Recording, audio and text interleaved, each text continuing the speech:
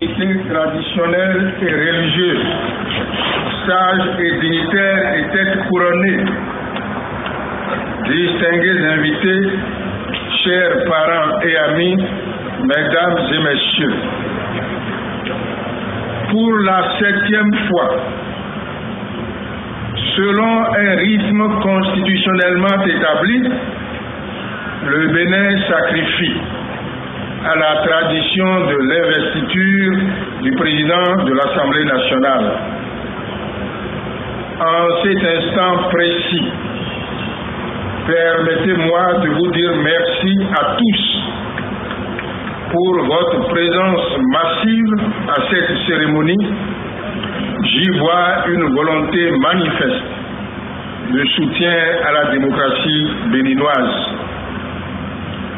Merci surtout à vous, chers collègues des présidents des assemblées nationales, amis, chers collègues présidents de délégations et honorables députés venus de différents pays frères pour nous soutenir, pour porter témoignage de votre sympathie au peuple béninois. Votre présence parmi nous, croyez-moi, nous émeut particulièrement et donne un relief particulier à cette cérémonie. Nous y voyons un signe de solidarité entre nos peuples et nos parlements. Les gouvernements de nos pays respectifs ayant clairement exprimé leur volonté politique de réaliser l'intégration régionale et sous-régionale, la diplomatie parlementaire et la coopération interparlementaire sont très naturellement appelés à être les instruments de cette politique. Nous vous remercions d'être venus partager notre foi.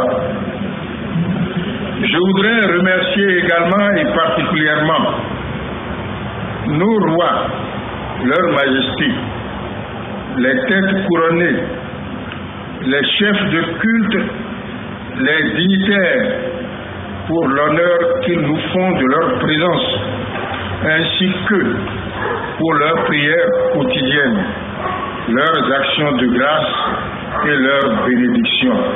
Dieu a exaucé. J'associe à mes remerciements les nombreuses personnalités, les invités de marque ici présents en leur qualité respective. Merci également à vous tous, chers compatriotes, chers invités, qui avez accepté de prendre une partie de votre temps précieux pour apporter votre soutien à la démocratie en marche. Chers collègues, mesdames, messieurs, notre pays vient de confirmer une fois encore son attachement à l'alternance démocratique et il l'a fait de belle manière en réalisant l'alternance des majorités au sein de son Parlement. Cet exploit mérite d'être salué. C'est en se déclarant souveraine, alors qu'elle n'avait été convoquée que pour trouver solution à une crise économique et sociale qui secouait notre pays, que les membres de la conférence des forces vives de la nation, avec une audace et une lucidité sans précédent, ont placé notre pays sur les rails de la démocratie. Très chers collègues, vous êtes les héritiers de la conférence nationale. Vous êtes l'Assemblée nationale et c'est donc votre honneur d'être les représentants de sa souveraineté conquise au prix de durs sacrifices. C'est à vous qu'il revient d'exprimer la volonté de la nation béninoise. Votre tout premier acte, après les séances remarquablement conduites par notre doyenne d'âge, Madame Rosine Vieira-Soglo, à qui je rends hommage pour son endurance et sa détermination, Votre tout premier acte, disais-je, a été de me porter à la présidence de notre institution, présidence où se sont illustrées des personnalités prestigieuses de très grande qualité. Je veux nommer mon prédécesseur direct, le président Mathurin Kofi-Nago,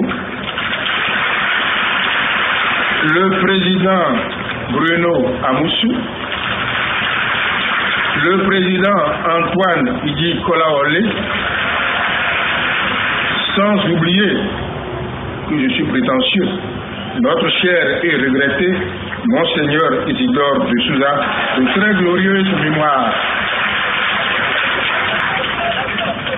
Ce que j'ai ressenti au premier abord, au terme de cette nuit du 19 au 20 mai, c'est un sentiment d'humilité, car en me choisissant, pour des motifs que je sais essentiellement politiques, dans cette assemblée qui compte en son sein tant de talents, anciens comme nouveaux, vous avez sûrement dû faire abstraction de mes défauts si évidents, étalés au grand jour pendant 25 années passées sur le devant de la scène, dont 8 du haut de ce perchoir.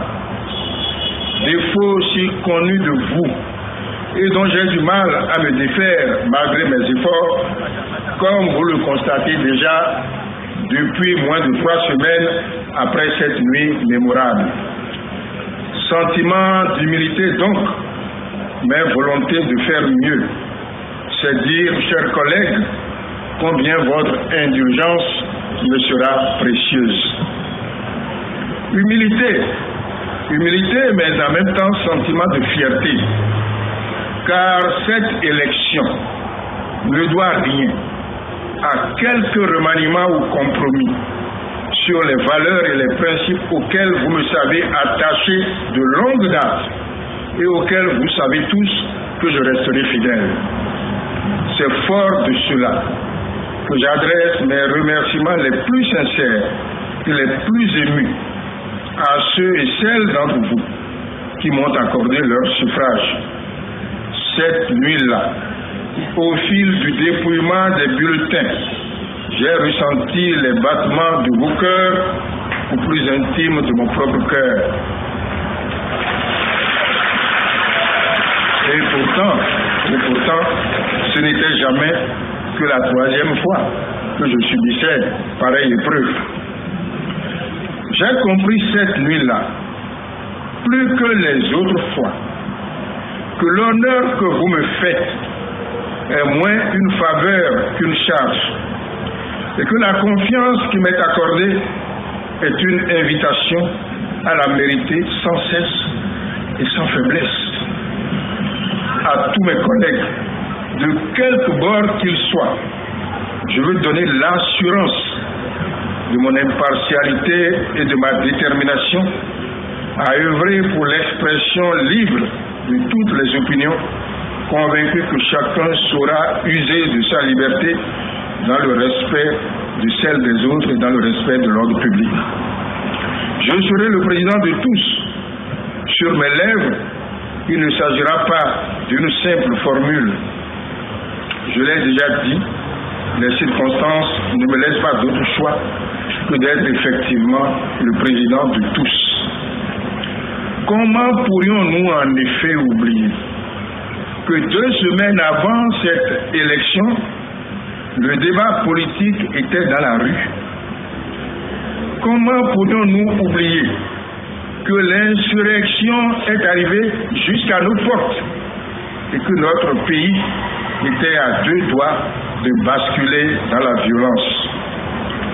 Comment pourrions-nous l'oublier? Jamais de mémoire d'homme au Bénin. L'élection du bureau de l'Assemblée nationale et de son président n'a suscité dans l'opinion pareille mobilisation dans les fonds, dans les maquis, dans les maisons, dans les bureaux, sur les marchés.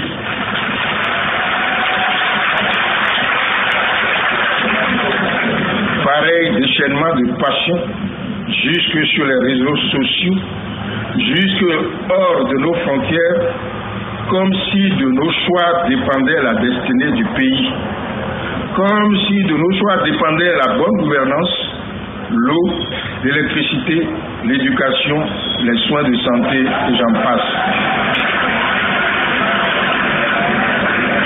Nous avons fait, dans la plus stricte tradition démocratique, les choix que notre pays attendait.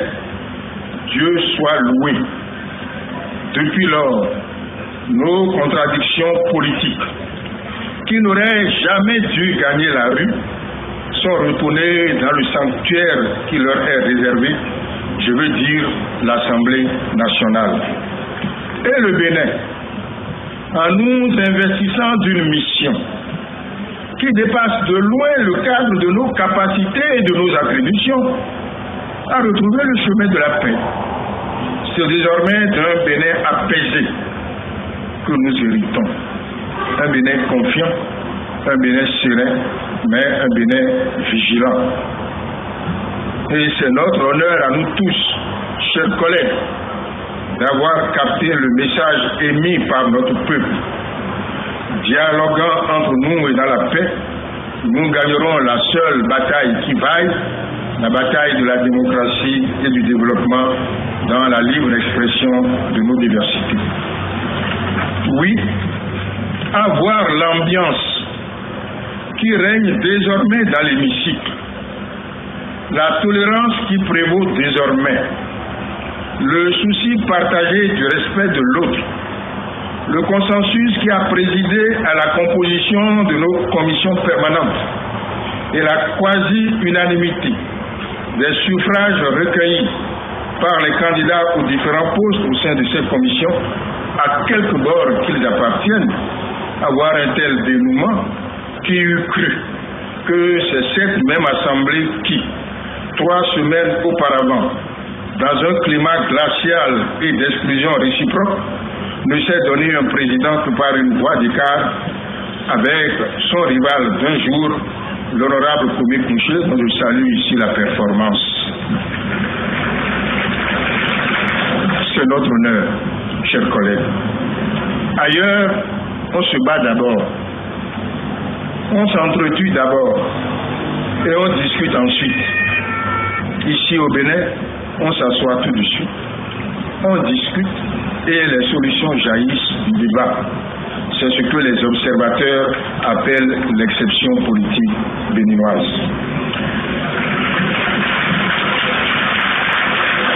J'en suis extrêmement reconnaissant à chacun et chacune d'entre vous. J'ai cette expérience que nous aurons encore des débats houleux, des séances chaudes, ainsi le veut la démocratie parlementaire. Mais j'ai la ferme conviction que nous garderons le même cap jusqu'au bout, car l'exception politique que nous constituons n'est pas une fin en soi. Elle n'a de sens que lorsqu'elle permet des avancées démocratiques. Nous étions un modèle. À force de perdre du terrain, le label est en voie de disparition. Beaucoup de choses ont été dites et écrites sur les élections du 26 avril qui ont donné naissance à notre législature et à son bureau. L'allégorie des 2 télécommandes a été fréquemment invoquée jusqu'à hier encore. Je veux dire ici que ni l'une ni l'autre de ces télécommandes ne sont vertueuses. Ce que je veux signifier avec force, c'est qu'une élection n'est juste et équitable que si les moyens disponibles sont eux-mêmes justes et équitablement alloués aux protagonistes. Ce que je veux dire avec force, c'est qu'il faut condamner les méthodes qui dénaturent la démocratie. Je veux proclamer ici l'impérieuse nécessité d'une réforme approfondie de notre système partisan, aboutir à un nombre très réduit de partis politiques au lieu des 200 actuellement dénombrés, les construire autour d'un projet de société, instaurer en leur sein des règles efficaces d'alternance, assurer un financement public conséquent de leurs activités assorti d'un contrôle non moins public, interdire la transhumance, le tout pour permettre à nos partis d'être de vrais partis, de vrais socles qui jouent efficacement leur rôle dans l'animation de la vie politique et dans la conquête du pouvoir d'État. Sans cette réforme d'envergure, les télécommandes continueront à fonctionner et le risque est grand de voir notre classe politique disparaître progressivement et à jamais. En attendant cette réforme, les règles du jeu étant ce qu'elles sont, cette Assemblée est bien telle que l'a voulu le peuple béninois. Dès lors que nous sommes légitimes à légiférer, à contrôler et à gérer, c'est d'abord en chacun de nous que se trouvent les réponses aux critiques formulées à l'encontre de notre fonctionnement. Il sera certainement utile de procéder à une réécriture de notre règlement intérieur et de notre règlement financier, et donc de procéder sans retard à l'étude du rapport du comité de réforme juridique et institutionnelle interne à l'Assemblée nationale, Corégie. Mais ma conviction est que la seule réforme des textes ne sera jamais suffisante si elle ne s'accompagne de quelques actions volontaristes. Par exemple, la volonté de maîtriser le temps pour que disparaissent les retards inutiles, la dispersion, le sentiment d'inutilité qui gagne l'opinion et qui nous gagne nous-mêmes. Par exemple encore, offrir aux Béninois une image de notre Parlement autre qu'une succession d'invectives parfois trop vives et des bancs souvent trop vides. Par exemple encore, nous organiser pour légiférer, je ne dis pas plus vite, car l'inflation législative nous guetterait, mais légiférer mieux, dans les meilleurs temps possibles. Le travail parlementaire vaut par la qualité des lois que nous votons. Comment permettre aux députés d'assurer vraiment leur fonction de législateur et de contrôleur sur des sujets très complexes. Comment rendre plus fonctionnels les cabinets des députés. Le recours à des expertises externes auprès de chaque commission en fonction de la nature du dossier à l'étude n'est-elle pas une approche de solution? Pourquoi ne pas exploiter aussi l'expérience, la compétence et la sagesse de nos anciens présidents de l'Assemblée nationale redevenus députés en les intégrant par exemple à la conférence des présidents? Comment rendre plus efficace notre contrôle de l'action gouvernementale? Les commissions d'enquête parlementaire suscitent, comme vous le savez, des interrogations, car les suites réservées à leurs conclusions ont été rarement à la hauteur de leurs travaux et rarement à la hauteur des attentes de l'opinion. Faut-il y associer davantage la société civile? Quelle couverture médiatique? Mes chers collègues, suggérer une meilleure médiatisation, c'est vouloir redéfinir les programmes et les émissions de radio hémicycle pour qu'elles soient l'instrument d'une meilleure connaissance de nos travaux par nos concitoyens, et c'est ouvrir davantage l'Assemblée nationale aux Béninois pour contribuer à l'instruction civique des populations. Pour améliorer notre connaissance des mécanismes budgétaires et économiques, nous avions créé, vous vous en souvenez, l'UNACEB, Unité d'analyse et de contrôle de l'exécution du budget, ainsi que la cellule d'analyse des politiques de développement, CAPAN. Elles sont devenues inopérantes, malgré l'appui déterminant de nos partenaires au développement, notamment le PNUD et la CBF, que je remercie très sincèrement pour leur contribution. Quelle réforme engagée pour que ces deux institutions reprennent vie et vigueur. Enfin, l'Assemblée nationale, c'est aussi des hommes et des femmes, permanents ou contractuels, qui constituent son administration et qui consacrent leur temps à rendre possible et efficace la mission que nous avons reçue du peuple. Je salue le personnel parlementaire, toutes catégories confondues. Il constitue notre première ressource d'appui et mérite une attention particulière. Il sait qu'il a ma confiance. Nous devons sécuriser l'emploi des uns et des autres, adopter le plan de carrière en cours d'élaboration, promouvoir ceux qui, par des efforts personnels, ont atteint des niveaux de connaissances et de compétences plus élevés que lorsqu'ils ont été recrutés. Honorables invités, chers collègues, notre législature débute dans un contexte où partout dans le monde, la paix et la sécurité sont menacées. Nous assistons impuissants à la montée des fondamentalismes religieux. L'intégrisme gagne du terrain avec pour corollaire la violence, les attentats ciblés, les enlèvements et de lourdes pertes de vies humaines. Cette situation nous interpelle, nous autres députés. Il est de notre devoir de nous engager pour la paix, non pas seulement à l'intérieur de nos frontières, mais au-delà.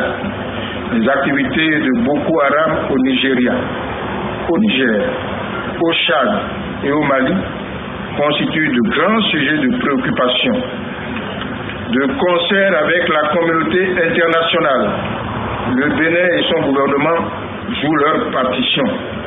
Nous devons montrer notre disponibilité à accompagner les initiatives gouvernementales dans le cadre de la coopération interparlementaire et de la diplomatie interparlementaire.